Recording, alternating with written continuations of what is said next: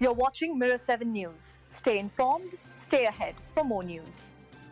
In Alaska, an unusual mix of tension and spectacle is unfolding as U.S. President Donald Trump and Russian President Vladimir Putin prepare for their first face-to-face meeting in 6 years. The talks, set for Friday at Joint Base Elmendorf-Richardson near Anchorage, are being framed as a last-ditch attempt to end the war in Ukraine, a conflict that has raged since Russia's full-scale invasion in 2022. Trump, who has cast himself as a global dealmaker, is betting that his personal rapport with Putin can succeed where countless diplomatic efforts have failed. He has been vocal about wanting a ceasefire, though he recently admitted there's only about a 25% chance the meeting will achieve that goal. The stakes are high.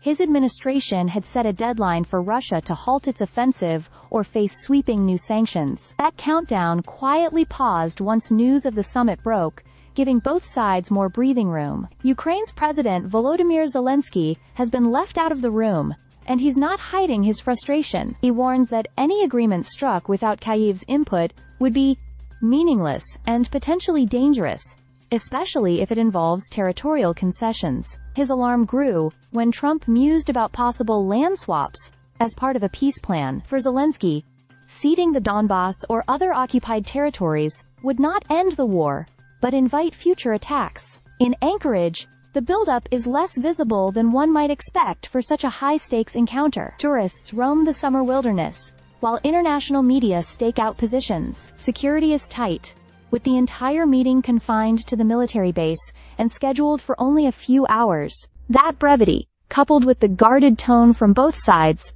suggests that any breakthrough will be hard-won. The Kremlin has maintained its familiar position.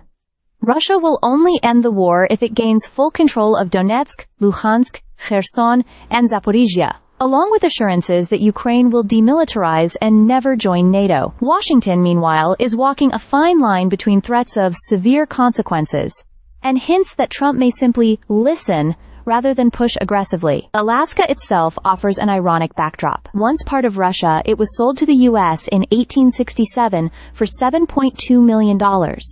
A move ridiculed at the time as Seward's folly, but later vindicated by its strategic and economic value. The state now thrives on oil, fishing, and tourism, but its history of land changing hands is not lost on observers wary of any Ukraine-related territorial bargains. Whether the Alaska summit produces a path to peace or just another photo op remains uncertain. What's clear is that both leaders arrive with sharply different goals, and common ground may prove as hard to find as it once was in the frozen wilderness they now meet upon. Stay subscribed for more videos.